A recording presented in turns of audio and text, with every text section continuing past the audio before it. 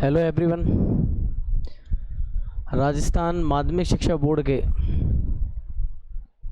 12th class का जो हमने बोर्ड सेशन चालू किया था उसके अंदर सिलेबस इंट्रोडक्शन हम कर चुके और हमने उसके अंदर सेकंड यूनिट स्टार्ट की थी जिसका नाम है आव्यू मैट्रिक्स।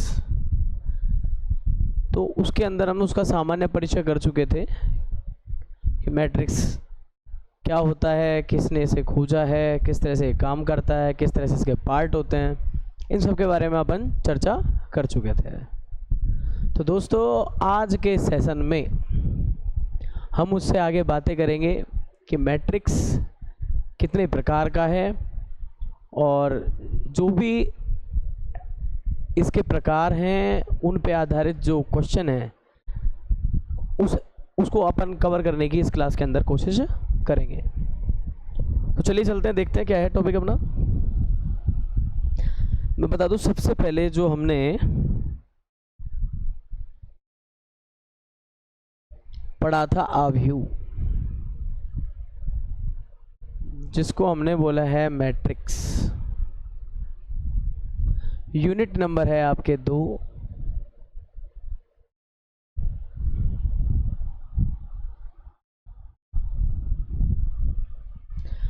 मैट्रिक्स के बारे में मैंने बताया था संख्याओं का एक ऐसा क्रम विन्यास जिसमें संख्याएं एक आयताकार व्यू के अंदर हों। तो ये आयताकार ही क्रम विन्यास है जिसमें संख्याओं को क्षैतिज और ऊर्ध्वाधर रूप में क्रम विन्यासित किया गया है। क्षैतिज जो रूप होता है वो उसकी पंक्तियां कहलाती हैं और ऊर्ध्वाधर जो रूप होता है वो स्तंभ कहलाता है। एक चीज और हमने इसके अंदर पढ़ी है कि पंक्तियों की संख्या को m और n से व्यक्त करते हैं। अगर इसमें देखा जाए तो पंक्ति है 3 और स्तंभ भी कितने हैं 3, तो 3 क्रॉस 3 रूप इसका बन जाता है। पंक्ति को कैपिटल लेटर से व्यक्त करते हैं, पंक्ति को हम स्मॉल m से व्यक्त करते हैं और स्तंभ को हम करते हैं n से। आव्यू को जो व्यक्त करने का तरीका रहेगा वो रहेगा कैपिटल से और इसके अंदर ये जो सारे अवयव होंगे इन आव्यू के अवयवों को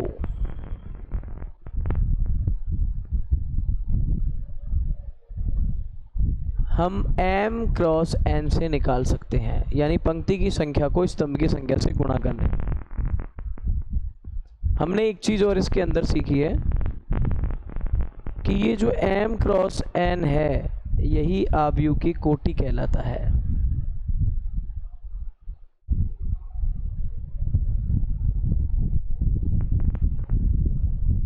और बातें यहीं तक नहीं हुई थी, बातें ये भी हुई थी कि हमने ये जाना था सबसे पहले तो कि मैट्रिक्स को खोजा किसने था, तो वो थे आर्थर कैली। हमने इसके बारे में ही पढ़ा था और जेम्स एल्विस्टर ने इसको जो नाम आव्यू आज हम बोल रहे हैं वो दिया। तो मोस्टली अपनी इतनी चर्चाएं हो चुकी थी, इसी में हम थोड़ा सा आगे और चलते हैं और बात करते हैं कि आव्यू का बीजगणितीय रूप क्या होगा। आव्यू का बीजगणितीय रूप।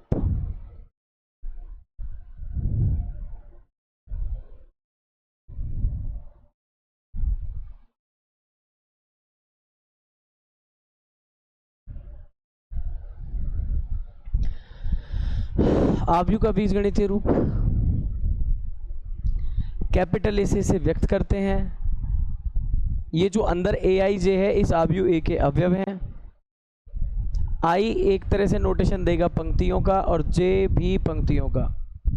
तो मैं बता दूं यहाँ जो बाहर लिखा होता है पंक्ति संख्या क्रॉस स्तंभ संख्या m क्रॉस n, ये कहलाती है आव्यू की कोटि। तो हम कह सकते हैं कि m क्रॉस n कोटि वाला आव्यू A है। ए आई जे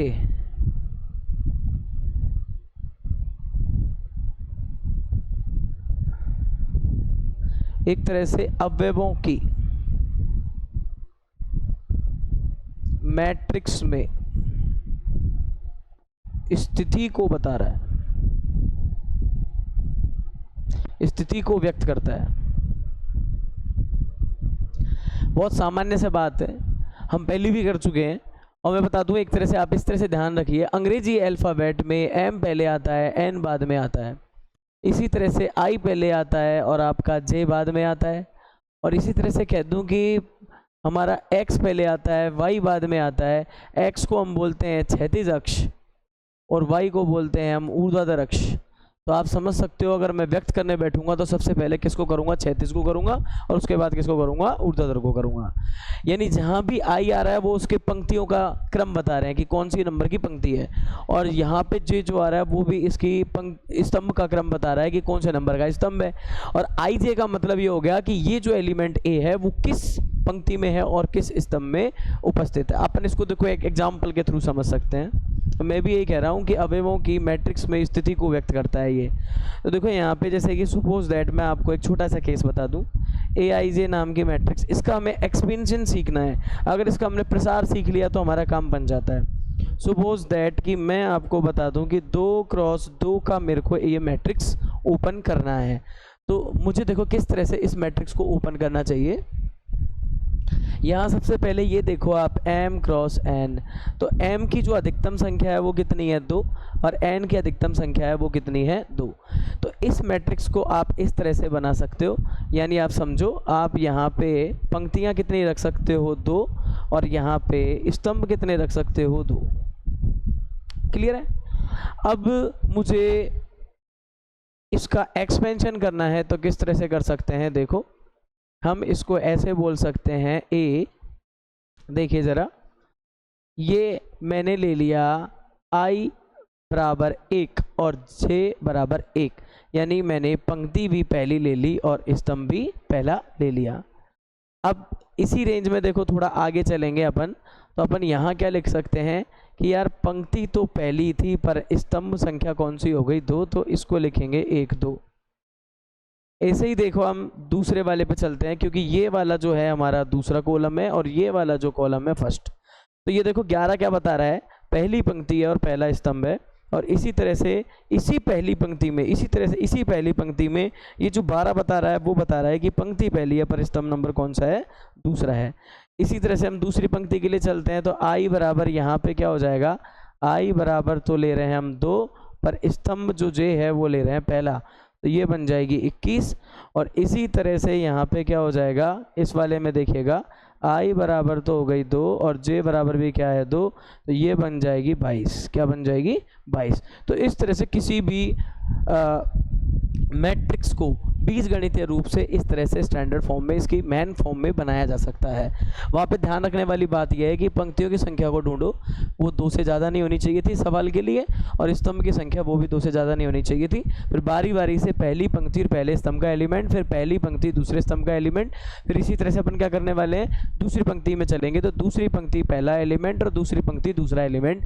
इस तरह से आप आसानी से इसको एक्सपेंड कर सकते हो। जो भी बच्चे ये एक्सपेंड वाला सीख जाएंगे वो लगभग इस मैट्रिक्स को पूरी तरह से हैंडल कर सकते हैं। अगर आप सबसे पहले ये चीज़ सीख लेते हो कि किस तरह से इसको एक्सपेंड कर सकते हैं हम, तो उसके लिए हमें ज़रूरी है कि हम इस तरह के थोड़े से क्वेश्चंस को रिवाइज करें।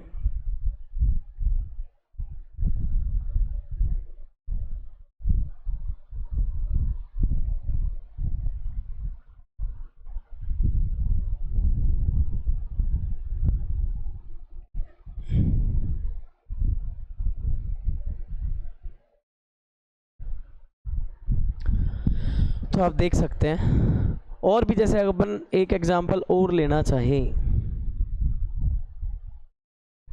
जैसे कि सपोज दैट a बराबर AIJ और आपको यहाँ पे बनाना है 3x2 वाला।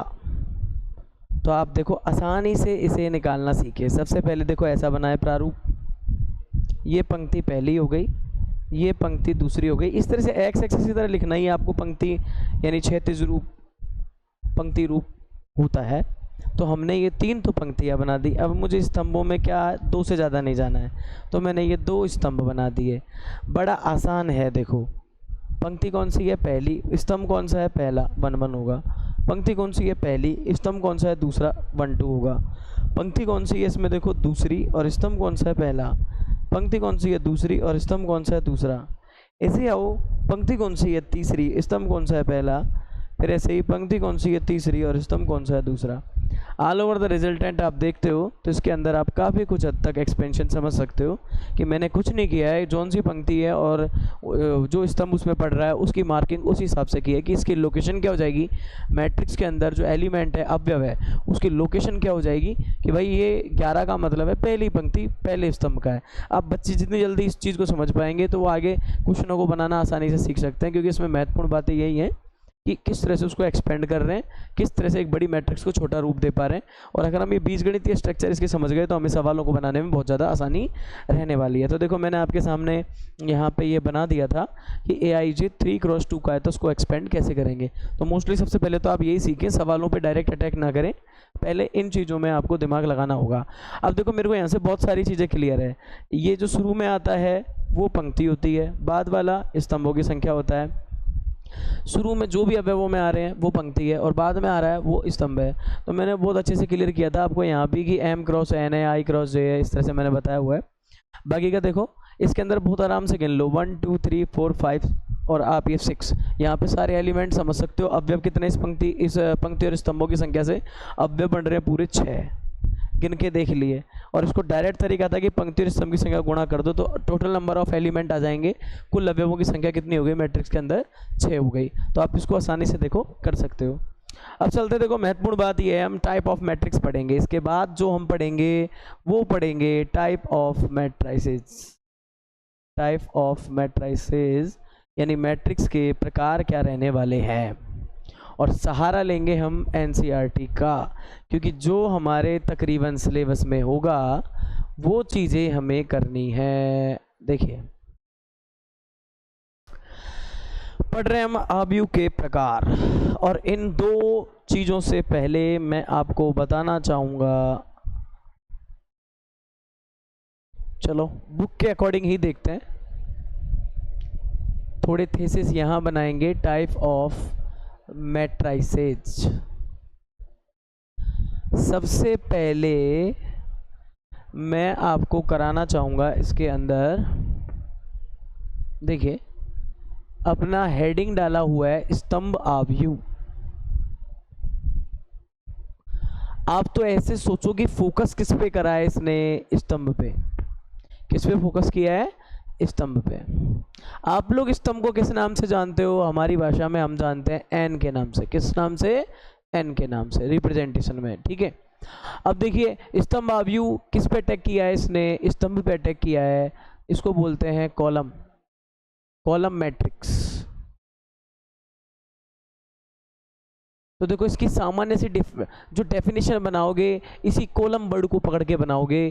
क्या कहना चाह रहा है, स्तंभ आव्यूह मतलब इसमें स्तंभों की संख्या पे विशेष नोट डाला गया है। विशेष नोट कैसे डाला है कि इसमें स्तंभों की संख्या कितनी होनी चाहिए, हमारे पास केवल 1 स्तंभ, केवल कितने होंगे हमारे पास, 1 ही होगा। और इसका मतलब समझ जाओ पंक्ति कितनी भी हो सकती है,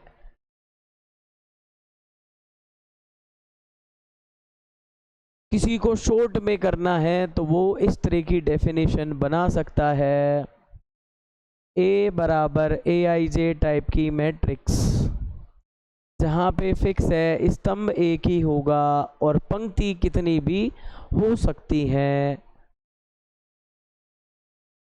पंक्ति कितनी भी हो सकती है, 1 हो सकती है, 2 हो सकती है, 10 हो सकती है, कितनी भी हो सकती है, होगी नेचुरल नंबर के अंदर से ही, कहीं बाहर से तो आएगी नहीं ना, ये कम से कम 1 तो चाहिए ही ना, नहीं तो फिर बनेगा ही नहीं मैट्रिक्स, ठीक है। सवाल भी मैं बता देता हूँ आपको, इसके अंदर से पूछ सकता है तो आप ऐसे याद रखेंगे।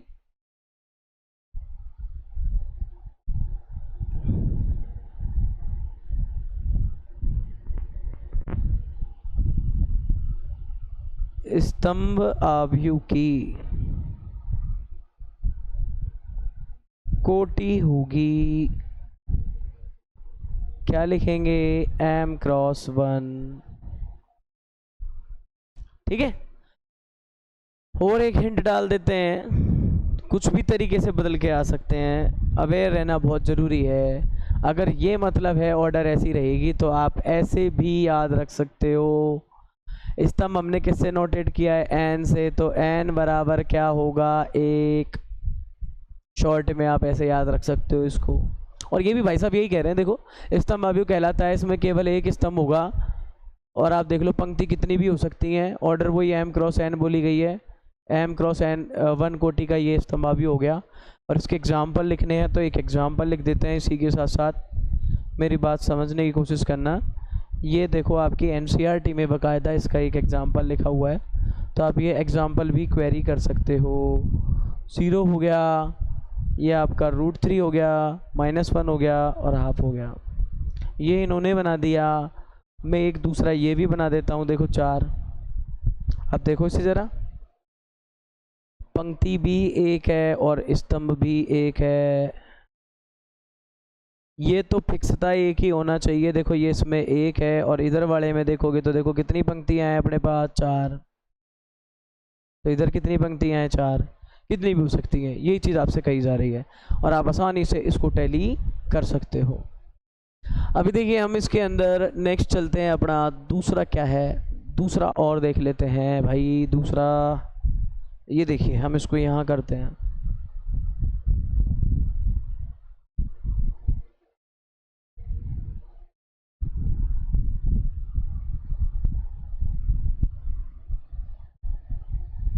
हमारा दूसरा आता है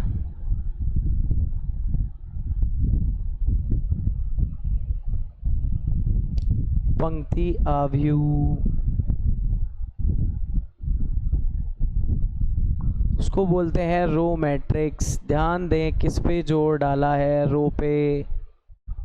रो का मतलब एम पे, किस पे जोर डाला है, एम पे। डेफिनेशन देखो बुक से सफिशिएंट तो क्या ही कहूँ, बड़े मस्त लिखा हुआ है रो। इन देखो उस स्तंभ वाले में स्तंभ एक था और पंक्ति वाले में भी क्या होना चाहिए, पंक्ति ही एक होनी चाहिए। तो देखो यहाँ पे पंक्ति आव्यूह कहलाता है यदि उसमें केवल क्या हो, एक ही पंक्ति हो। तो शॉर्ट में लिख सकते हैं पंक्ति की जो संख्या है वो क्या होगी, 1। टाइटल ये कह सकते हैं कि पंक्ति की संख्या को हम बोलते हैं एम। तो फर्स्ट बात तो यही क्लियर हो जाती है, जिसमें m बराबर क्या हो, 1, वो कहलाएगा पंक्ति आव्यूह। शॉर्ट में अगर इसको बोलें तो बोल सकते हैं ए टाइप की कोई मैट्रिक्स aij एलिमेंट से शो कर देना, पंक्तियों की संख्या 1 और स्तंभ कितने भी हों, n बिलोंग्स टू रहेगा नेचुरल नंबर ही। पंक्ति की संख्या तो 1 होनी चाहिए और स्तंभ चाहे कितने भी हो। ठीक है, अब इसका एक एग्जाम्पल देख लेते हैं। देखो एग्जाम्पल, उसी एग्जाम्पल को देखो ऐसे लिख सकते हैं, मान लो कि ए, मैं नोटेशन में ज़्यादातर ए को यूज़ कर रहा हूँ, उसे कोई फ़र्क नहीं पड़ना चाहिए, कुछ भी मैट्रिक्स आप बना सकते हो। तो मैंने इस बार लिख दिया 1/2 -1 0 और √3। यहाँ इस तरह से हॉरिजॉन्टल देखोगे तो आपको एक ही पंक्ति मिलेगी 36, और अगर इसमें स्तंभों की संख्या देखोगे तो आप देखो C1 C2 C3 C4 कितने मिलेंगे, 4। मेरी तरफ से इसमें एक एग्जाम्पल और आपको लिखना चाहिए। एग्जाम्पल अपन को इस तरह से इसमें एक और लिखना चाहिए, मान लो मैंने यहाँ लिख दिया 2, ये एक मैट्रिक्स, एक ही पंक्ति है, एक ही स्तंभ है। मेरा काम इससे तो चल रहा है, पंक्ति स्तंभ चाहे 1 हो चाहे हो 4, कोई फर्क नहीं पड़ेगा। अरे तो सबसे कमाल की बात तो ये है कि अगर इसको थोड़ा रोटेट करके अच्छे से पूछे तो वो ये पूछ सकता है कि पंक्ति आव्यूह का ऑर्डर क्या होगा। तब छोटे क्वेश्चनों में बच्चों को तकलीफ भरा सफ़र का सामना करना पड़ सकता है अगर वो उसको ढंग से क्लियरली माइंड से नहीं पढ़ते हैं तो यहाँ पे जो इम्पोर्टेंट नोट है वो हम ज़रूर लिखेंगे कि हमारे पास क्या बन जाता है इस तरह से। ये देखिए मोस्टली ये नोट बन जाता है कि पंक्ति आव्यूह की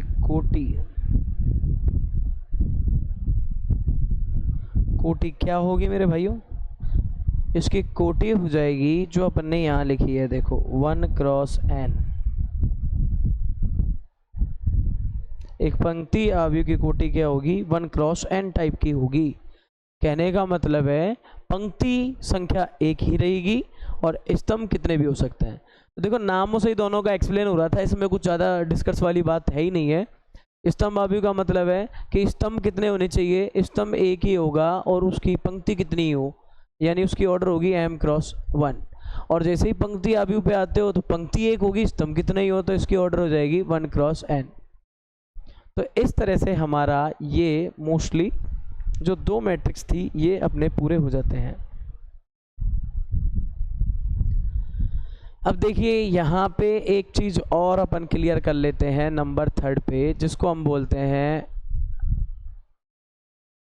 यहाँ लिखा हुआ है, ध्यान से देखिएगा, मैं आपको एक टाइटल लिखाई देता हूँ। मैं इसको ये नंबर ना डाल के कुछ अलग ही नंबर दे देता हूँ। सपोज डैट नोट, ये लो, इसके अंदर हम डाल रहे हैं आयताकार आव्यूह।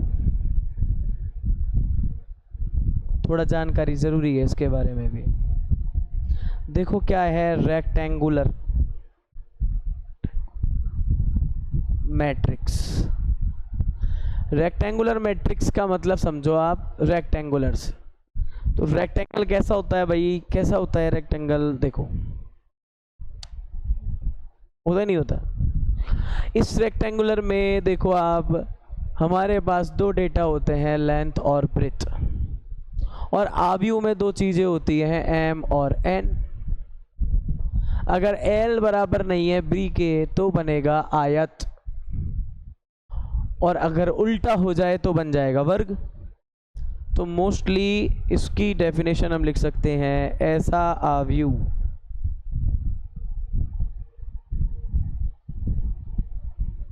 सीधा लिख दूं शॉर्ट में, जहां m बराबर नहीं हो n के। m बिलोंग्स टू भी n है और n बिलोंग्स टू भी n है।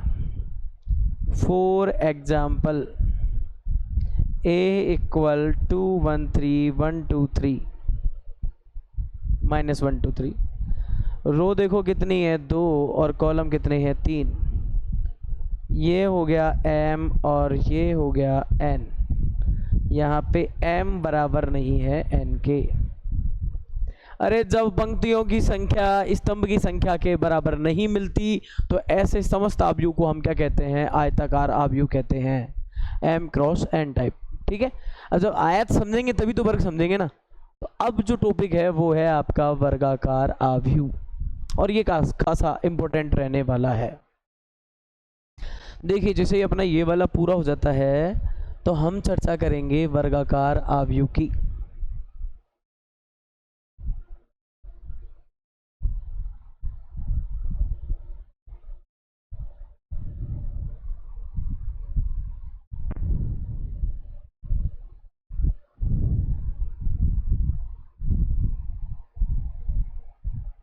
देखिए हम विस्तार से चर्चा कर लेते हैं यहाँ पे वर्गाकार आव्यूह की। अपना जो अगला नोटपैड है वो बुक के अकॉर्डिंग नंबर 3 पे कौन सा पड़ता है? वर्गाकार आव्यूह, जिसको हम कहते हैं स्क्वायर मैट्रिक्स। आप दिमाग लगाइए, स्क्वायर का मतलब क्या है? स्क्वायर का मतलब है कि मेरे भाई ये देखिए यहाँ बनाता हूँ, ऐसा रेक्टेंगल जिसमें लेंथ और ब्रेथ क्या हो जाए बराबर। लेंथ को तो वहाँ ये ज्योमेट्री थोड़ी ना है, ये तो मैट्रिक्स है, तो m और n क्या करने वाला हूँ मैं बराबर। तो 2.5 टप्पे में आप इसकी एक डेफिनेशन याद रख सकते हो कि ऐसा आव्यूह जहां मैं पंक्तियों को शॉर्ट में m बोल रहा हूं और इसे बोल रहा हूं n, एक ऐसा आव्यूह जहां क्या हो m बराबर n हो, कहने का मतलब या तो n क्रॉस n बोल दूं और या फिर मैं इसको m क्रॉस n m बोल दूं।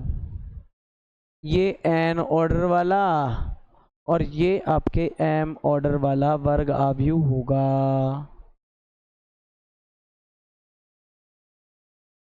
ठीक है, तो ये कुल मिलाकर के आपके क्या बन जाते हैं वर्ग आव्यूह। और देखो टेंशन लेने वाली बात नहीं है, एनसीईआरटी हमारे साथ ही है और एनसीईआरटी के अकॉर्डिंग देखो क्या हो रहा है, ऐसा आव्यूह जिसमें पंक्ति संख्या बराबर है किसके, स्तंभ संख्या के। क्लियर। m बराबर n का मतलब है इसे तो बोलते हैं पंक्ति संख्या और इसे बोलते हैं स्तंभ संख्या। सीधी बात है, आप ऐसे याद रखो।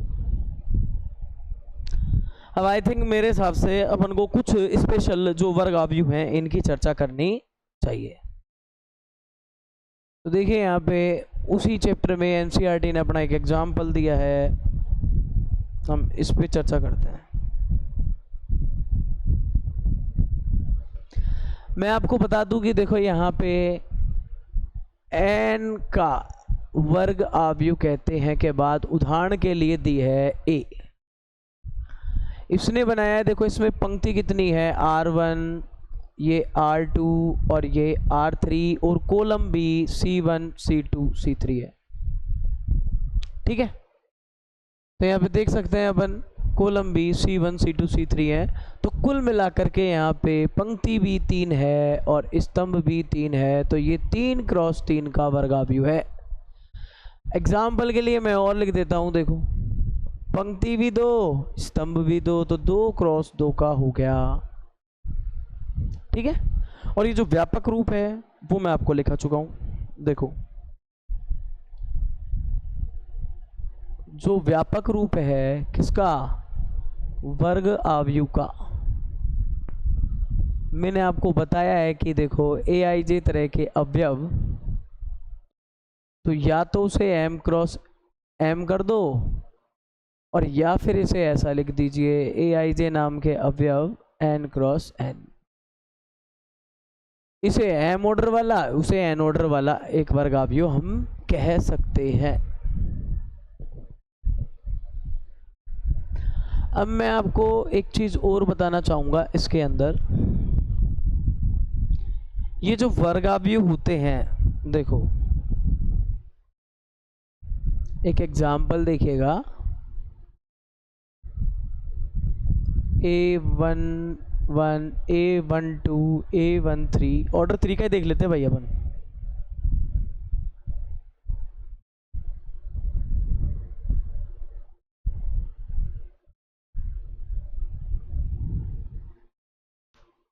ये जो वर्ग आव्यूह है वो है 3 क्रॉस 3 का। तो एक वर्ग आव्यूह के कुछ पार्ट होते हैं, एक वर्ग आव्यूह में कुछ महत्वपूर्ण पार्ट हैं, वो समझें आप।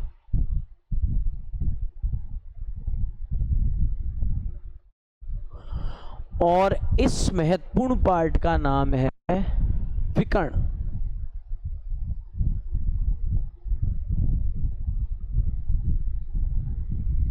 जिसको हम बोलते हैं डायगोनल।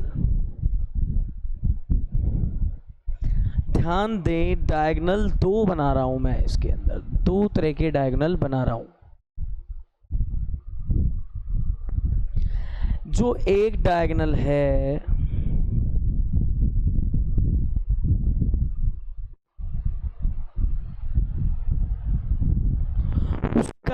है मुख्य विकर्ण,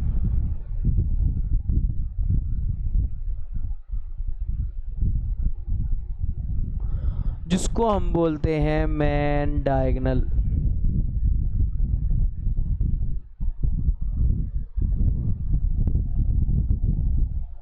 एक दूसरे का नाम है पश्च विकर्ण, जिसको हम बोलते हैं सेकेंडरी डायगोनल।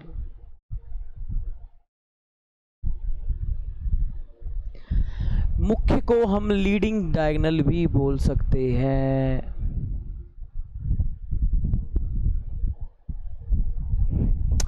मेरी बात को ध्यान से समझना।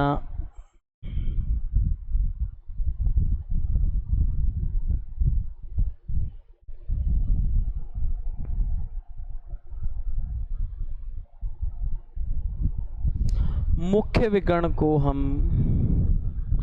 अपने इस वर्ग आव्यूह में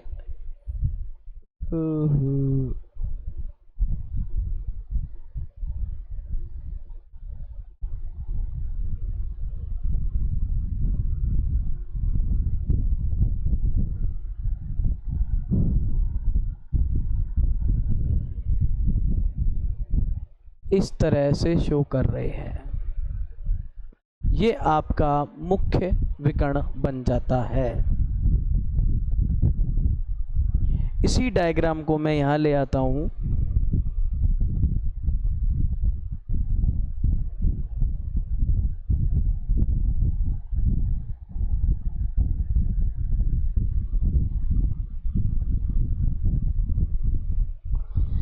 इसमें जो अवयव है A11, देखो आप, A22, A23, ये मुख्य विकर्ण हुआ, और ये A11, ये आपका A22 और ये आपका A23, ये मुख्य विकर्ण के अवयव, मुख्य विकर्ण के अवयव।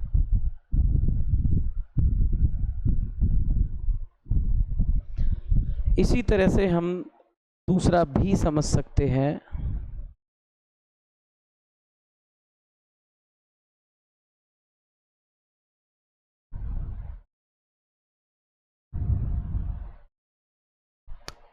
अगर मैं बातें करूं इसकी, ध्यान से देगा, 31, 22 और ये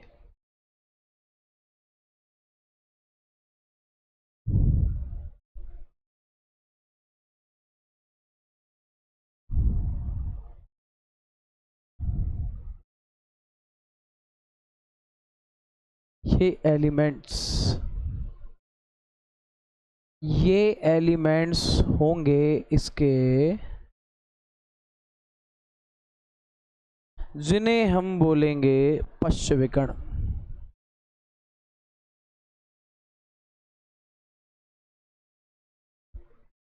और आपके ये वाले एलिमेंट होंगे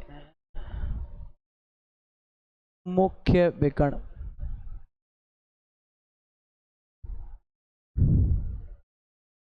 अब ये वाला पोर्शन है ना, मैंने उधर ही बता दिया है, ये इतना इम्पोर्टेंट नहीं है, मोस्टली अपने काम आएगा मेन डायगोनल।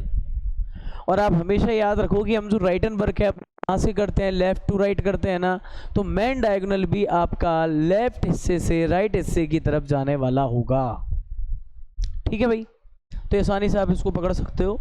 और ज़्यादा दिक्कत है तो आप इसके अंदर ये राइट डाउन कर सकते हो कि भाई जैसे कि एलिमेंट कौन सा 31, एलिमेंट कौन सा आपका 22 और एलिमेंट कौन सा 13, ये आपके क्या होंगे, ये आपके पश्च विकर्ण के एलिमेंट्स होंगे, पश्च विकर्ण के एलिमेंट्स होंगे। ठीक है ना। तो यहाँ पे ज़्यादा और कुछ करने की ज़रूरत नहीं है, बस हम चाहें तो इसको एक तरीके से और लिख सकते हैं। एक तरीके से क्या लिख सकते हैं, मैं बता देता हूँ आपको। देखिए यहाँ देखिए आई और जे के मान सेम है कि नहीं, है ना। आई और जे के, ये वाला करना आप लोग 33 करना है यहाँ पे।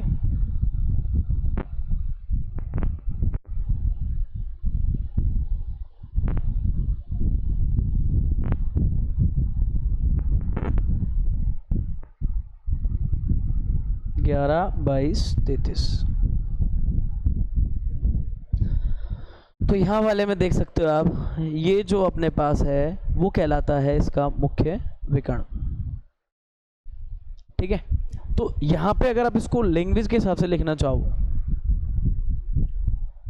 तो यहाँ लिख सकते हो एलिमेंट ऑफ मेन डायगोनल क्या हो जाएंगे भाई, ए आई कह दूं या फिर ए जे कह दूं, और या फिर कह दूं ए आई जे, जहां आई बराबर जे। तो एक तरह से आपको टेबल नज़र नहीं आ रही क्या, 11, 22, 33, 44, 55, 66 इस तरह चलते जाएंगे, और इससे बड़े तो आने भी नहीं है आपके। तो मोस्टली आप हमेशा ये याद रखिए, जो मैन डायगोनल के एलिमेंट या प्रविष्टियाँ होंगी उन्हें हम कैसे व्यक्त करेंगे, A11 है ना, A22, फिर ऐसे ही A33 और आगे जाते जाते ANN इस तरह से व्यक्त करेंगे, जिसका कि जिक्र पूरी तरह से किसने किया हुआ है, NCERT ने। देखो n कोटि का अगर एक वर्ग आव्यूह है तो मैन डायगोनल के एलिमेंट ये होंगे A11, A22 और डॉट डॉट करके कहाँ पे आ गए ANN, याद रखना। ठीक है, और वहाँ पे वैसे एक एग्जाम्पल भी दिया है आपको जस्टिफिकेशन करने के लिए कि भाई वाकई क्या मतलब निकलेगा। तो मैं आपको देखो बता दूं कि इस एग्जाम्पल में भी देखिए ज़रा, ये अपना कितना दे रखा है भाई, यहाँ पे ये दे रखा है अपने को, ये दे रखा है देखो, एक तो ये 1 दे रखा है, फिर ये 4 दे रखा है, फिर ये 6 दे रखा है। तो मैन डायगोनल के जो एलिमेंट है 1, 4, 6 हैं। अब मैं इसके अंदर आपको एक काम की चीज़ और करा देता हूँ, हाथ लगे NCERT ने जो हमें एग्जाम्पल दिया है उस हिसाब से हम एक चीज़ और निकाल सकते हैं। तो आप यहाँ पे डाल सकते हो ट्रेस ऑफ मैट्रिक्स,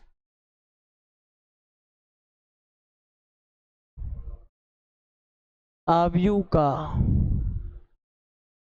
अनुरेख, आव्यूह का अनुरेख ट्रेस।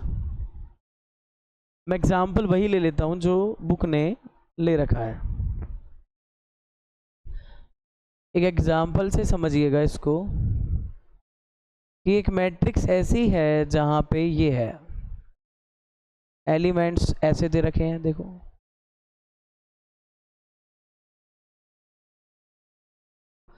ऑर्डर है इसकी 3 क्रॉस 3। ट्रेस ऑफ मैट्रिक्स को TR ऑफ A से रिप्रेजेंट करते हैं, और ये मोस्टली डिपेंडेड है अपने मैन डायगोनल एलिमेंट्स पे। तो ट्रेस ऑफ मैट्रिक्स को कैसे निकाला जाता है मैं बता दूं, 1 + 4 + 6, ये 11 इसका क्या होगा, ट्रेस ऑफ ए मैट्रिक्स होगा। आपको पता है मैंने क्या करा, मैन डायगोनल के एलिमेंट्स को लिया और उन्हें ऐड कर दिया। तो अपन यहाँ कह सकते हैं कि इसका मतलब क्या हुआ, मुख्य विकर्ण के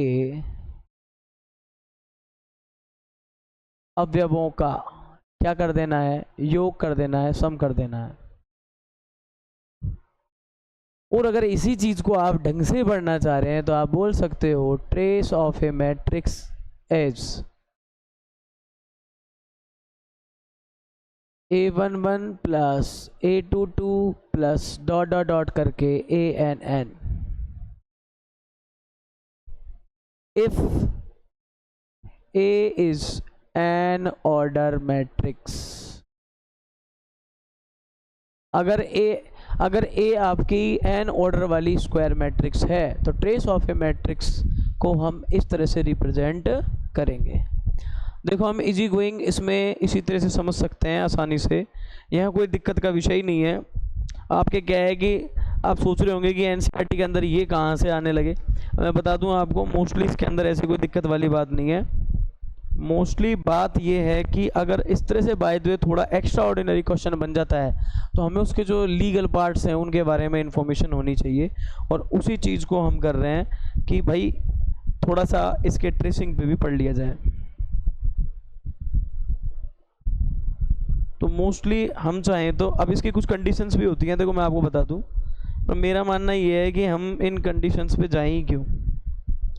ये कंडीशंस हमारे सिलेबस में भी नहीं है, और मैं बता दूं कि अपन इसलिए इसके बारे में ज़्यादा चर्चा करना भी नहीं चाह रहे हैं कि मोस्टली हमें क्या कोई ज़्यादा विशेष फ़ायदा नहीं है। ट्रेस ऑफ मैट्रिक्स थोड़ा सा देखना था जो हम देख चुके हैं।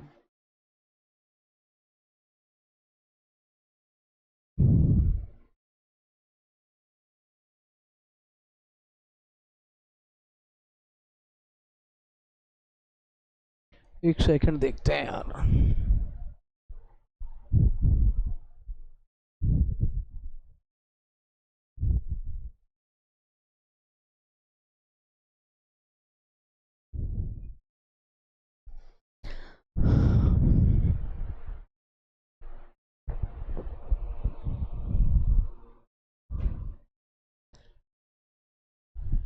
अब अगला नेक्स्ट पोर्शन है हमारे। अच्छा,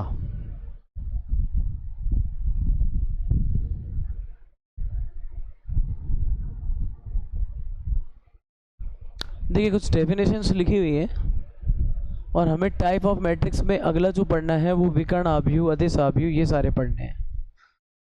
देख लीजिए जरा हम किस तरह से इसको। देखिए नेक्स्ट पेज पे क्या है। अच्छा, तत्समक आव्यूह, काम बन जाएगा अपना। देखो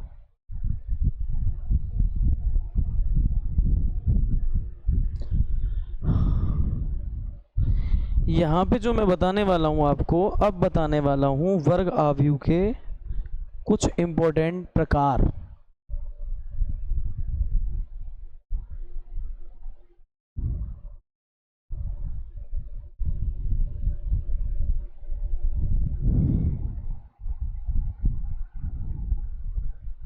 लैंग्वेज आपके बुक में भी लिखी होती है। हम तो इस तरह से पढ़े ना कि भाई कि हमें बुक देखें तो भी नोट सेम ही मिले, इसलिए मैं यहाँ पे लिख रहा हूँ वर्ग आव्यूह, कि जो भी आव्यूह पढ़ाऊँगा वो मोस्टली वर्ग आव्यूह के प्रकार ही होंगे। तो इधर साइड में मैं इसका डेफिनेशन लिख देता हूँ कि ए टाइप की कोई मैट्रिक्स जिसमें ए आई जे नाम के एलिमेंट हो और उनका ऑर्डर है n क्रॉस n, यानी मैं बता दूँ ए एक n कोटि का क्या है, वर्ग आव्यूह।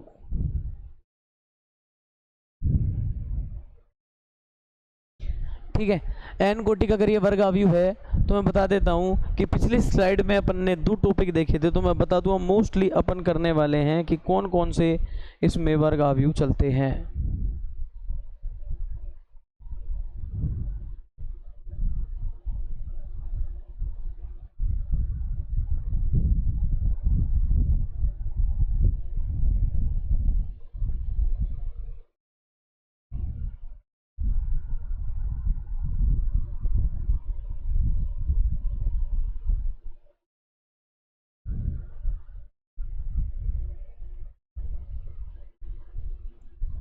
हम 3 तो पढ़ना चाह ही रहे हैं ना, हम चाह रहे हैं कि पूरे 3 तो हम पढ़ें।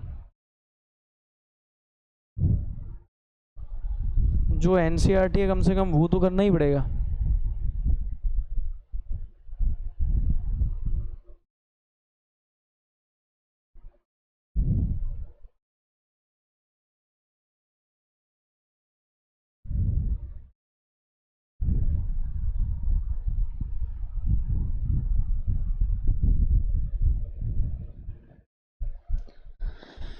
देखिए सबसे जो पहले पढ़ेंगे वो है विकर्ण आव्यूह।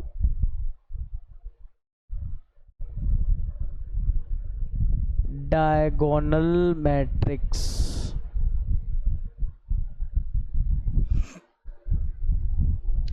सेकंड पढ़ेंगे अपन अदिश आव्यूह, स्केलर मैट्रिक्स। ठीक है, और लास्ट में पढ़ते हैं हम तत्समक आव्यूह।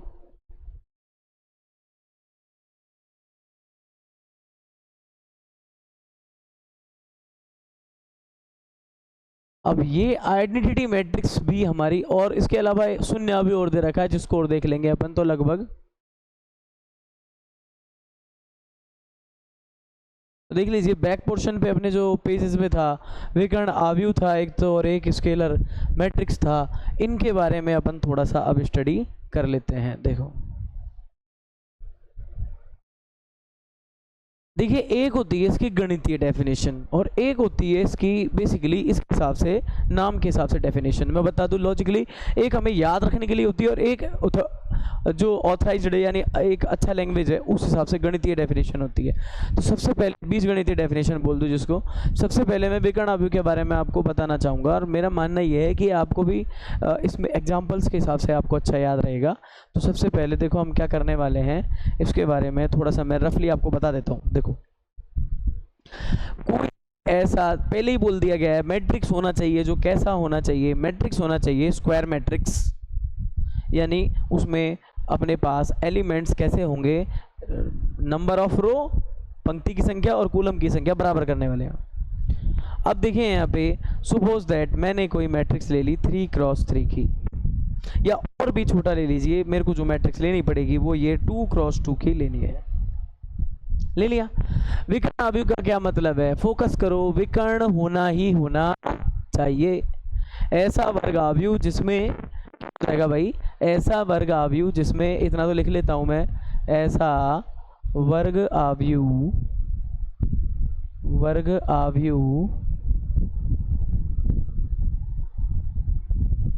जिसमें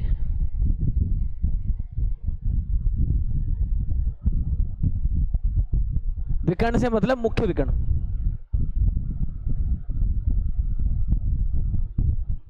जिसमें मुख्य विकर्ण के कुछ ना कुछ अवयव होंगे, या फिर इसको ऐसे लिख दूं, मुख्य विकर्ण के अतिरिक्त समस्त अवयव शून्य हो।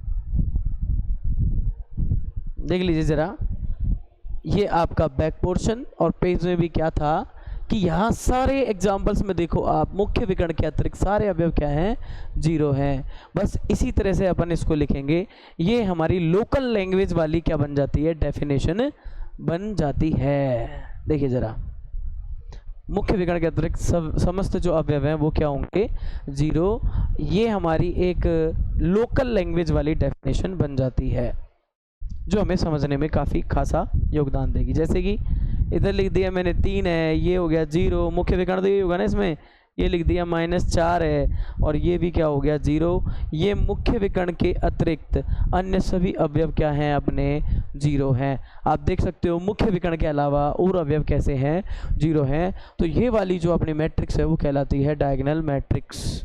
तो यहाँ कोई दिक्कत वाली बात नहीं है, डायगोनल मैट्रिक्स हो गई। अच्छा, इसको लैंग्वेज में कैसे लिखेंगे वो इम्पोर्टेंट है, तो मैं आपको एक लैंग्वेज का हिसाब से बता देता हूँ इसके अंदर कैसे लिखा जाएगा। देखिए जरा, या और क्या कह सकते हैं, कैसी मैट्रिक्स थी, ए थी, कैसे एलिमेंट है, AIJ टाइप के, ऑर्डर क्या है, n क्रॉस n, वर्ग अवयव है। यहाँ AIJ के बारे में प्रकार बताई गई है। AIJ कैसे हैं, देखो जरा, मुख्य विकर्ण में क्या होता है, I और J बराबर होते हैं। मुख्य विकर्ण में क्या होता है, I वाला पोजीशन J वाला पोजीशन बराबर होते हैं, यानी 11, 22, 33 इस तरह से ही तो होते हैं। देखो यहाँ पे इसको देख लो जरा, इसका सीरियल क्रमांक कौन सा है, 11, ये कौन है 22, ये वाला कौन है 12, ये वाला कौन है, देखो जरा इसमें देखो, ये वाला कौन है आपका 21। अब मुख्य विकर्ण में बताइए आप कि यहाँ पे ये दोनों 11, 22 बराबर है कि नहीं। तो मैं इन्हीं के बारे में लिख रहा हूँ कि AIJ नॉट इक्वल होगा 0 के, कब, जब I बराबर किसके होगा, J के। जब I और J बराबर होंगे तब वो नॉट इक्वल 0 मिलेगा, अदरवाइज वो सारे AIJ 0 हो जाएंगे जहाँ क्या होगा, I और J बराबर नहीं होंगे। ये देख लो, अपनी डेफिनेशन बन जाती है। I और J देखो 2 और 1 अलग अलग हैं तो 0 हो गया, 1, 2 अलग अलग है ना I और J, तो 0 हो गया। और जहाँ सेम है वहाँ पे क्या आ रहा है हमारा, नॉट इक्वल 0। कुछ ना कुछ गणितीय अंक उसके अंदर होंगे या कुछ ना कुछ स्केलर चीज़ें उसके अंदर होंगी। तो इस तरह से हमारे पास इसकी डेफिनेशन, और हम नहीं चाहेंगे कि NCERT कोई लाइन छूटे, तो एक बार अपने बैक पोर्शन पे देखिएगा क्या बोल रहा है ये। देखो इस डायग्राम को ढंग से देखिएगा जरा, क्या बोल रहा है ये अपन से, ये देखिए जरा,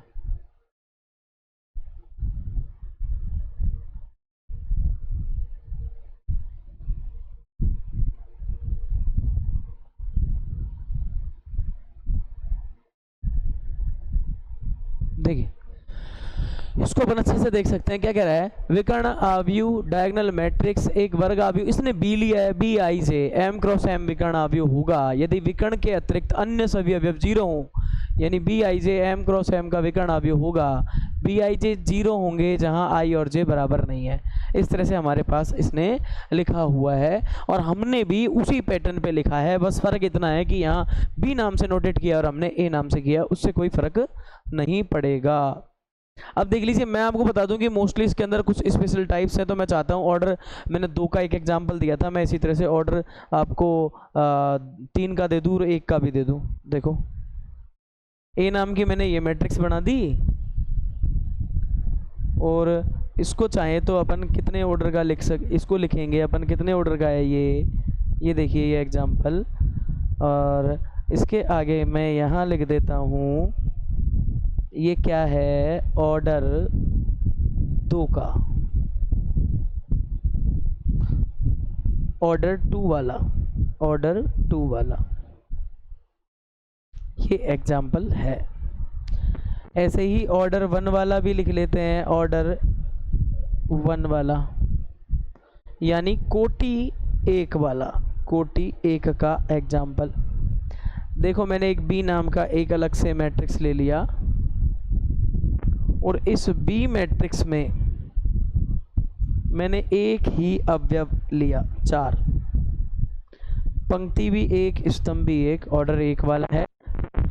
अब 1 वाले में होता ही एक है मुख्य विकर्ण, तो ऐसे में अतिरिक्त अवयव नहीं होते, तो वहां इसमें जीरो फिरो मेंशन करने की जरूरत है ही नहीं है, अपन सीधा 1 लिख देंगे। तो ये क्या हो गया, कोटि 1 वाला,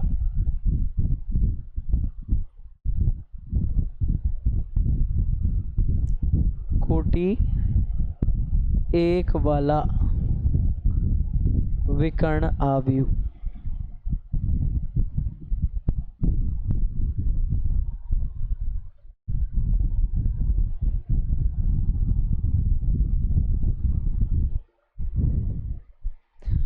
और इसी तरह से ऑर्डर 2 है, तो देखो हम यहाँ पे ऑर्डर 2 वाला विकर्ण आव्यूह हो जाएगा।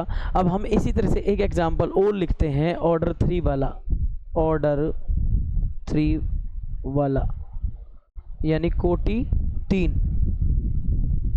और उसका एग्जाम्पल अपन ऐसा बना सकते हैं जैसे कि देखिए यहाँ पे ये 3 हो गया, ये 0 0 और फिर यहाँ 0, ये रूट 2 हो गया, फिर 0, फिर यहाँ 0, फिर ये 0 और ये 4 हो गया, -4 हो गया, कुछ भी। आप देखो मुख्य विकर्ण सलामत है, बाकी के क्या हो रहे हैं, सारे अवयव 0 हो रहे हैं। ऐसा वर्ग आव्यूह जिसमें मुख्य विकर्ण के अतिरिक्त समस्त अवयव क्या हो, शून्य हो। मुख्य विकर्ण को छोड़ देना, सारे अवयव शून्य कर देना, बन जाएगा आपका क्या, विकर्ण आव्यूह। तो आप देख सकते हो यहाँ पे मैंने यही लिखा था और मोस्टली इसी के अंदर ये एनसीईआरटी में लैंग्वेज में भी बना हुआ है, आप चाहें इसको यूज़ कर सकते हो। अब हमारा जो अगला है वो है डायगोनल मैट्रिक्स, हम थोड़ा इसके बारे में स्टडी करेंगे। देखो ज़रा,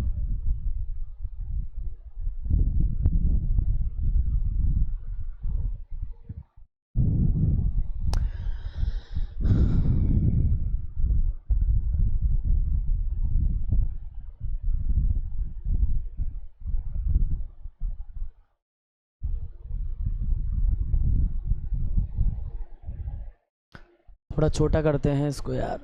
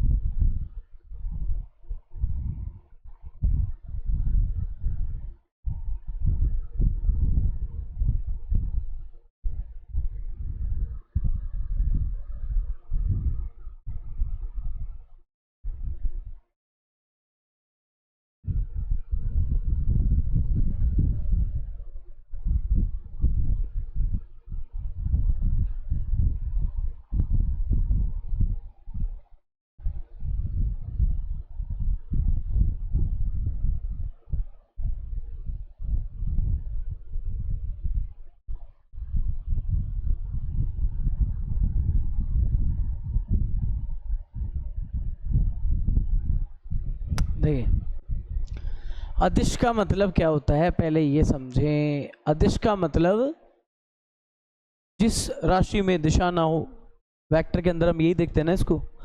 तो अदिश का मतलब है कि इसके अंदर आप एक तरह से ऐसे समझें कि अदिश मतलब एक तरह से एक अदिश राशि मुख्य विकर्ण के सारे अवयवों पे आएगी, क्योंकि मैंने कहा ना वर्ग अवयव, और इसमें ज़्यादातर विकर्ण से मतलब है। किससे मतलब है? मोस्टली विकर्ण से। देखो इसी डेफिनेशन से इसकी डेफिनेशन आ जाएगी। पर क्या कह रहा है यहाँ, क्या कह रहा था? वर्ग अवयव जिसमें मुख्य विकर्ण के अतिरिक्त समस्त अवयव 0 हो। अब इसमें भी मुख्य विकर्ण के अतिरिक्त, इसने तो इसमें बोला था मुख्य विकर्ण में कुछ भी आ जाए, चाहे रूट वाले, पॉइंट वाले, कुछ भी अलग, डिफरेंट, सेम, कुछ भी आ जाए। तो इसने सिर्फ फोकस करा है कि मुख्य विकर्ण के अवयव 0 नहीं होने चाहिए थे। और जो ये अदिश अवयव है, ये क्या कह रहा है कि मुख्य विकर्ण के जो अवयव हैं अदिश होंगे। अदिश मतलब एक ही जैसे होंगे। जैसे कि 3 आ रहा है तो 3 3 3 होंगे, 2 आ रहा है तो 2 2 2 होंगे। यानी 3 अगर ऑर्डर 3 का कर रहे हो तो तीनों एलिमेंट मुख्य विकर्ण कैसे होंगे? सेम होंगे, अदिश होंगे। तो बस इसको ऐसे ही समझेंगे अपन, और इसकी डेफिनेशन भी लिख सकते हैं। ऐसा अवयव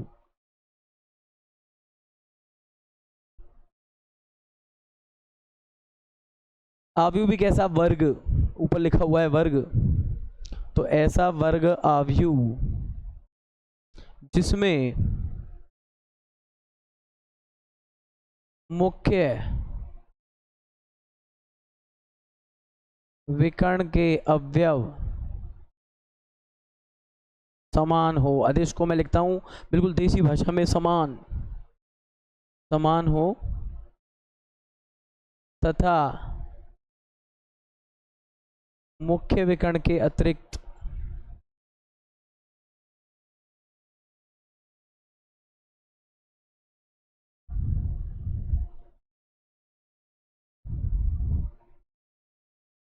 समस्त अवयव शून्य हो। अरे सबसे मस्त डेफिनेशन दो इसकी दूसरी है। देखिए मैं आपको इसके एग्जाम्पल्स लिखता हूं, समझने की कोशिश करना। सबसे नीचे ही लिख रहा हूं ऑर्डर 3 वाला।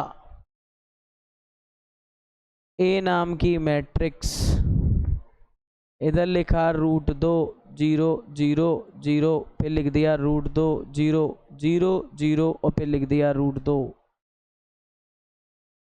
अरे इनको देखो, ये मुख्य विकर्ण है। आप पहचानना तो सीख गए ना। जैसे आयत में विकर्ण नहीं होते क्या? आयत में विकर्ण कैसे होते हैं? यूं और या यूं। तो यूं वाला मुख्य विकर्ण है अपना, ऐसे याद रखें, लेफ्ट टू राइट वाला। ठीक है, तो यहाँ मुख्य विकर्ण के सारे अवयव कैसे हैं? सेम हैं, एक ही जैसे हैं। और बाकी के सारे उसी की प्रॉपर्टी वाले कि और सारे अवयव 0 होंगे, पर मेन विकर्ण वाले देना। और देना भी कैसे? समान देना। अगर अलग अलग दिए तो ये विकर्ण अवयव होगा, अदिश अवयव नहीं होगा, याद रखना। तो यहाँ पे अपन मोस्टली इसके अंदर यही लिख सकते हैं। अब बारी है इसकी जो मैथमेटिकल डेफिनेशन है वो लिखने की। देखिए जरा, ए टाइप का अवयव, AIJ अवयव n क्रॉस n ऑर्डर। और समझो कि AIJ अपनी परिभाषा किस तरह से दे रहे हैं, इस तरह से देखिएगा। AIJ दोनों ही बातें लिखेंगे हम इसकी कि AIJ 0 होंगे, AIJ 0 होंगे जब, कब हो रहे हैं 0? यहाँ देखो ना, ये आई के मान कौन सा है? पहली पंक्ति दूसरा है, पहली पंक्ति तीसरा है। मतलब आई बराबर नहीं हो किसके? जे के। आई बराबर नहीं हो किसके? जे के। ठीक है, तो आई बराबर नहीं होना चाहिए किसके? जे के। तो AIJ बराबर 0 होंगे जब आई बराबर नहीं होना चाहिए किसके? जे के। ठीक है, और इसके अलावा AIJ सारे 0 करने हैं जहाँ पे आई बराबर नहीं है जे, पर जहाँ आई बराबर जे, यही तो मुख्य विकर्ण की डेफिनेशन है, वहाँ AIJ का मान k होगा। और k कौन है? अदिश है। जब आई बराबर जे तो वहाँ हमारे AIJ का मान क्या होगा? k टाइप की संख्या होगी। मोस्टली आपको यही याद रखना है। तो देख लीजिए हमारे पास ये अदिश अवयव की डेफिनेशन बन जाती है। ठीक है, अब मैं आपको बता दूं, इसके अंदर मैं मोस्टली यूज करूंगा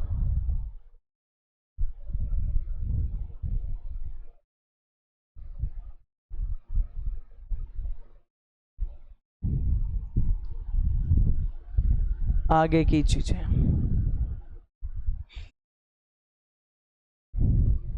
मैं एक ऑर्डर 2 वाला और लिख देता हूँ। ऑर्डर 2 वाला, मान लो बी टाइप की कोई मैट्रिक्स है और वो ऐसी है, वो ऐसी है, तो ये याद रखना किस में आएगी, विकर्ण में आएगी।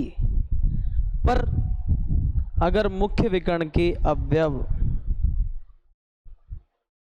क्या हो जाएं, मुख्य विकर्ण के अवयव समान हो जाएं, ये देखो दोनों सेम हो गए, तो ये फिर एक अदिश आव्यूह होगा। क्या होगा? अदिश आव्यूह होगा। ऐसे ही अपन ऑर्डर 1 का भी लिखेंगे।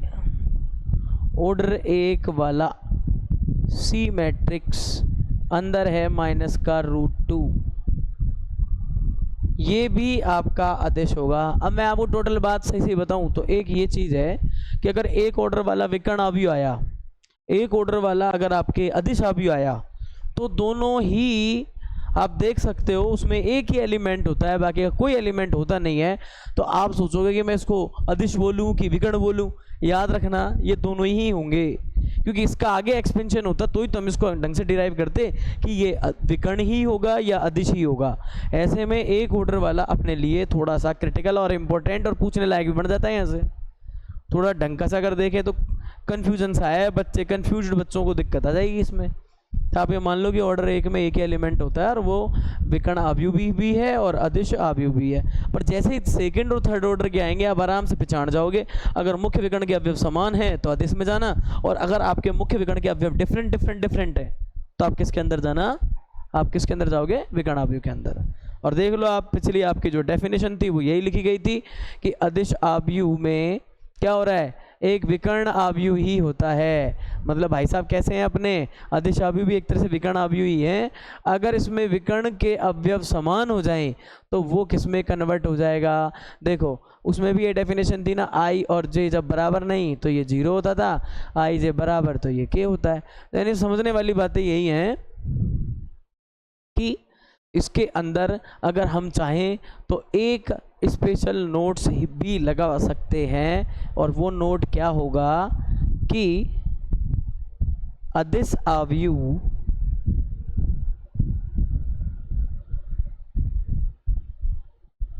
विकर्ण आव्यूह होगा। या फिर इसको उल्टा लिख लें तो ज़्यादा मज़ेदार रहेगा, क्योंकि हमने विकर्ण से स्टार्ट किया है ना, तो इसको उल्टा लिखेंगे। देखो एक विकर्ण आव्यूह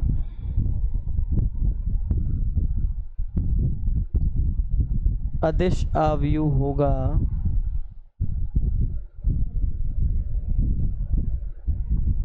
यदि उसके मुख्य विकर्ण के अवयव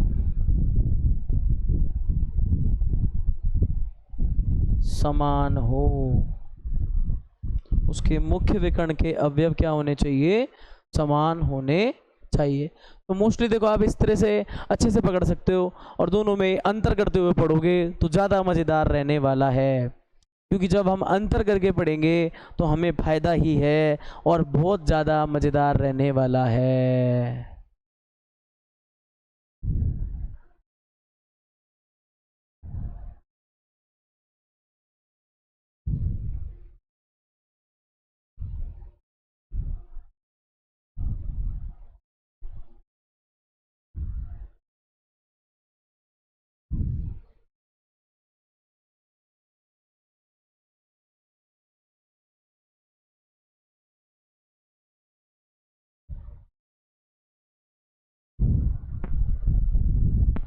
एक अपना जो भाई एक और टाइप है उसको और हम पढ़ लेते हैं, तत्समक आव्यूह। नाम देखो तत्समक,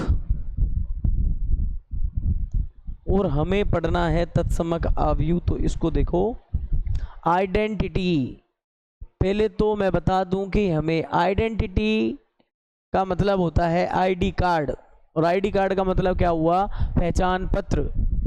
यानी ऐसे अवयव जो, मतलब देखो अपन इसको ऐसे नहीं समझ सकते क्या, जैसे कि ये ए नाम का एलिमेंट है और ये डॉट नाम की कोई संक्रिया है, तो बताओ कि ए अपनी पहचान ए ही बनाए रखे, इसके लिए इसे किससे गुणा करना चाहिए।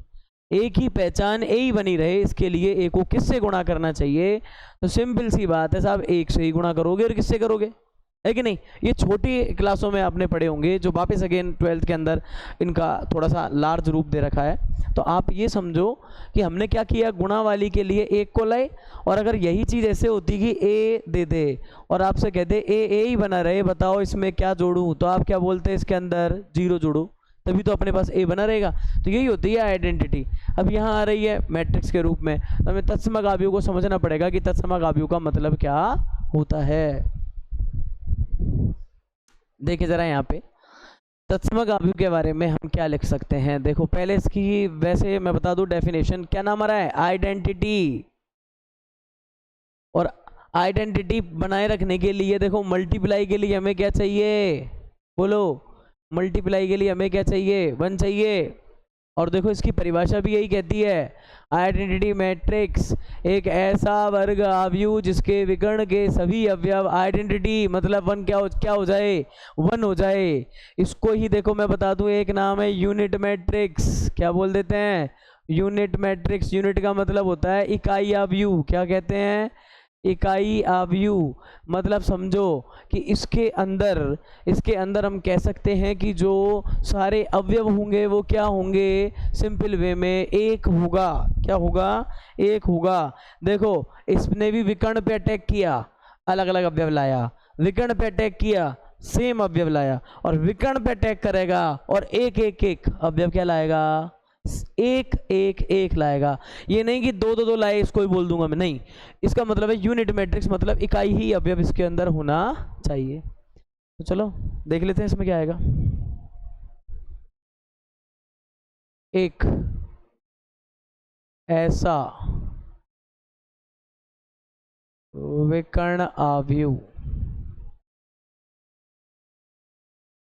जिसमें मुख्य विकर्ण के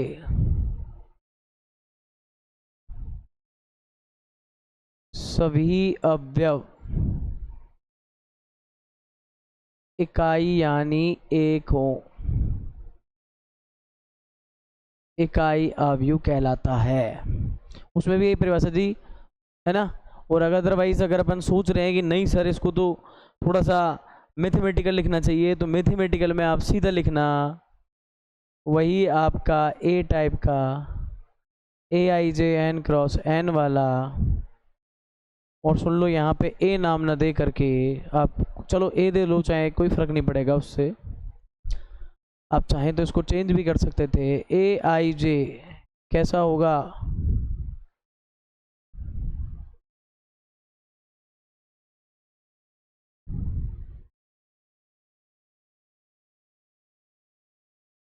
यहाँ AIJ एक होंगे जब I और J क्या हो, बराबर, और AIJ सारे 0 होंगे जब I बराबर नहीं हो J के।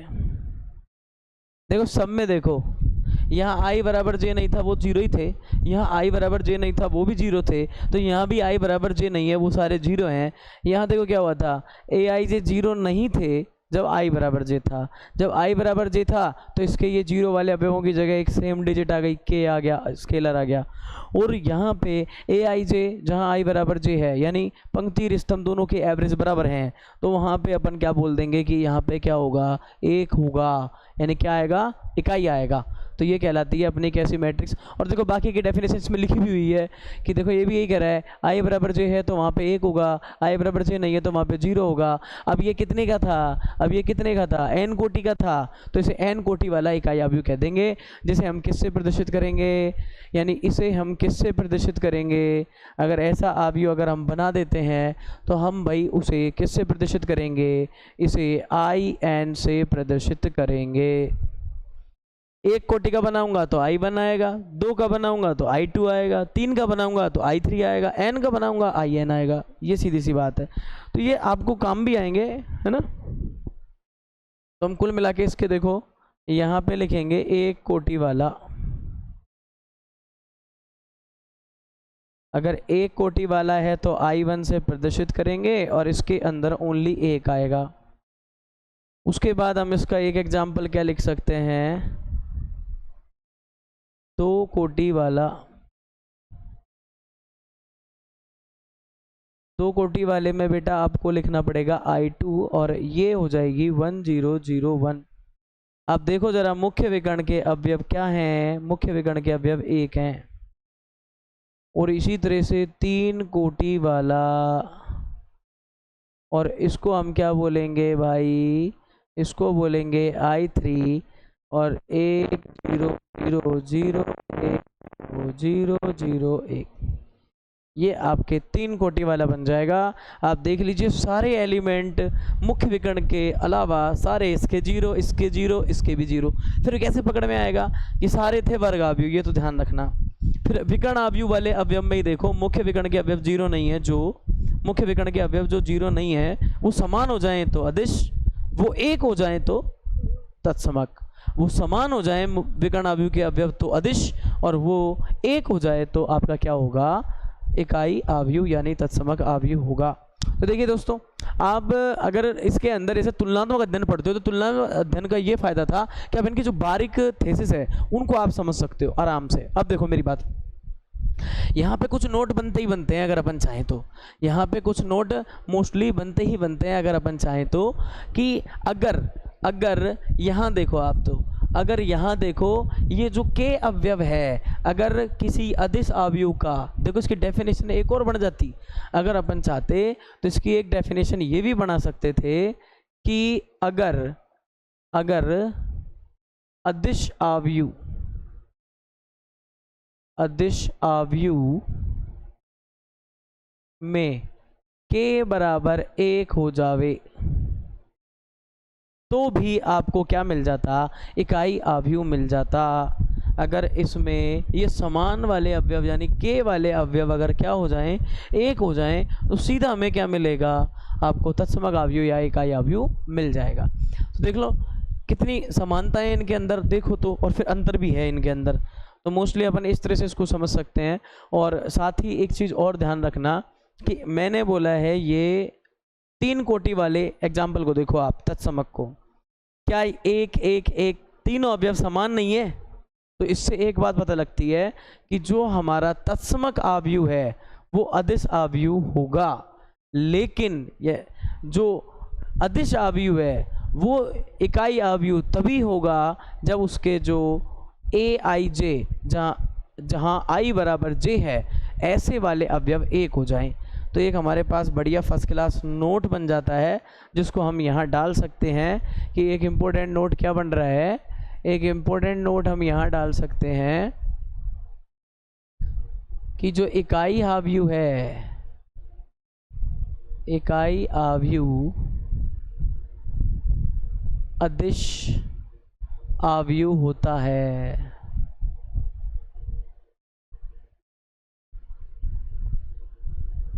इकाई आव्यूह जो हमारा है वो क्या होता है भाई, इकाई आव्यूह अदिश की कैटेगरी में आराम से आता है, क्योंकि इसके मेन डायगोनल के सारे एलिमेंट हैं तो सेम ही है, तो के टाइप ही, पर के बराबर क्या आ गया, 1 आ गया।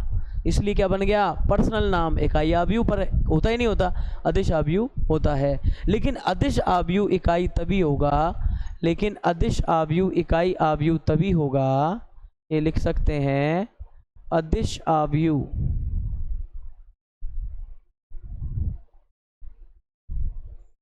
इकाई आव्यूह होगा जब aij बराबर 1 हो जहां i बराबर j हो। तो मैंने यहां भी लिखा है, देखो k बराबर 1 हो जाए उस कंडीशन में आप ऑटोमेटिक कह सकते हो अदिश आव्यूह क्या हो जाएगा, इकाई आव्यूह हो जाएगा। तो इस तरह से हमने सारे टाइटल पूरे कर लिए हैं। मैंने इसमें आपको I1 कैसे होता है वो दिखा दिया, I2 कैसा होता है वो भी बता दिया, I3 कैसा होता है वो भी निकाल दिया। और ये I1 I2 I3 एक्सरसाइज करेंगे तो बहुत जगह काम में आने वाले हैं।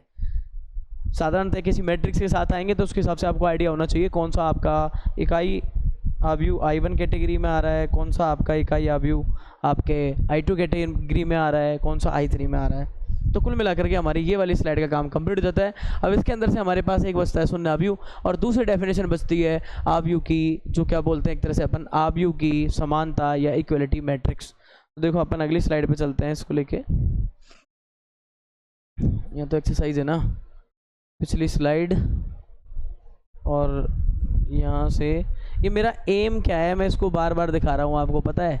मेरा एम बड़ा बहुत सिंपल सा है कि आप इसके अंदर अवलोकन कर पाएँ और आपको नोट्स के लिए कहीं डिपेंडेंट ना रहना पड़े, आपकी एनसीईआरटी की बुक ही आपका क्या बने, नोट्स बने। मेरा मेन मोटिव इसके लिए यही है, अदरवाइज़ अपन को कोई लेना देना नहीं है। तो मैं आपसे यही कहना चाहूँगा कि थोड़ा सा आपको ये काम करना पड़ेगा। अब इसके अंदर हमारे पास ये दो चीज़ें रह जाती हैं जिनको हमें समझना ज़रूरी है।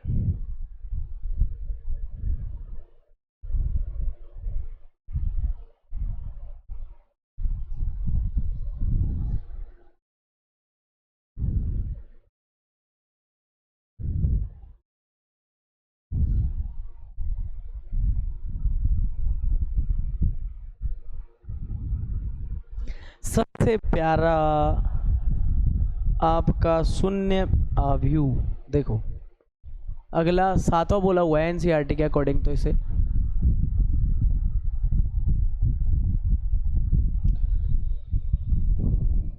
शून्य आव्यूह सुन लेना, इसके नाम जीरो मैट्रिक्स,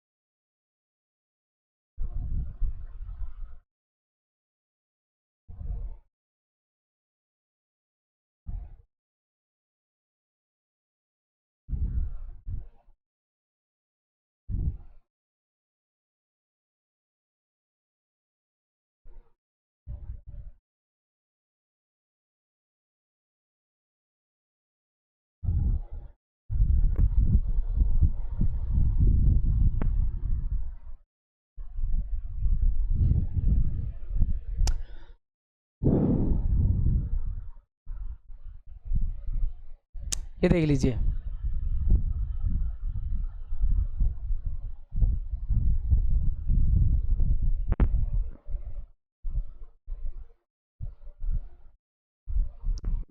जिसको हम बोलते हैं जीरो मैट्रिक्स,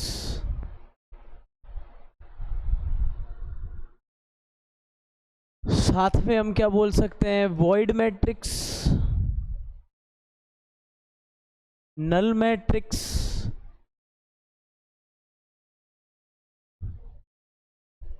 यानी कुल मिलाकर के शून्य आव्यूह के अपने ये मतलब निकल सकते हैं इसमें।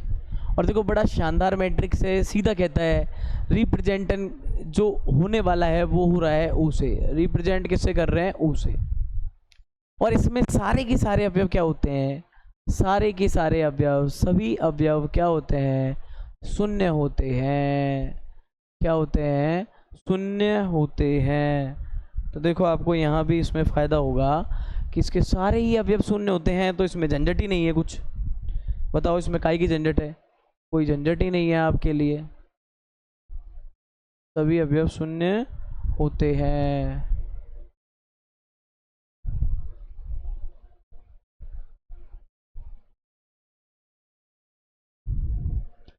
इसे जीरो मैट्रिक्स कहते हैं। सवाल उठता है इसे उसे रिप्रेजेंट करते हैं, तो फिर तो यूँ ना बना दूँ क्या, O1 अकेली जीरो, O2 दो दो जीरो, O3 देखो यहाँ पे अब ऑर्डर 3 के स्टाइल में जीरो ही जीरो।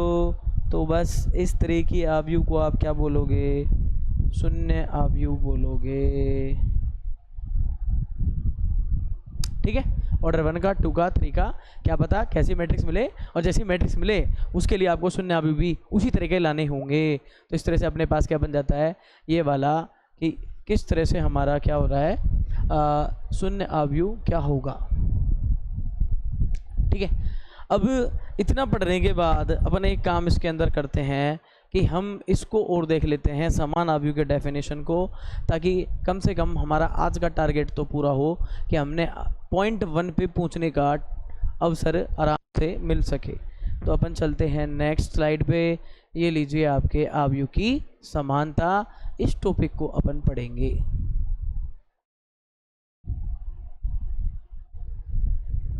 डेफिनेशन जो एनसीईआरटी की है वो आपके सामने है। मैं आपको याद कराने का काम इसके अंदर कर रहा हूँ कि किस तरह से आव्यूह आपस में समान होंगे। देखो, इक्वलिटी ऑफ मैट्रिक्स,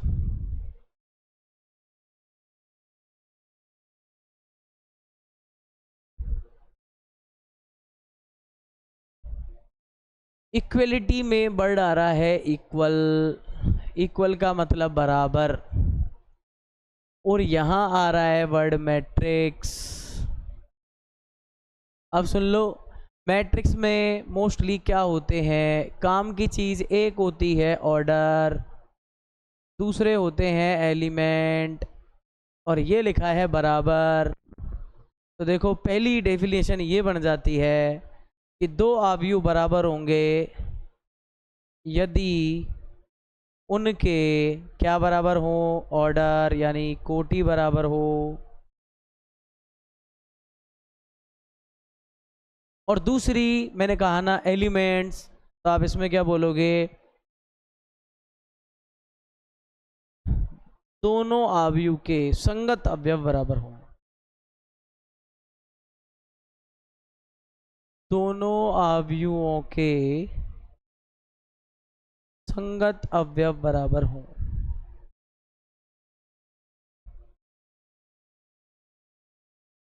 सामान्य सीधी सी भाषा में ये लैंग्वेज बन जाती है।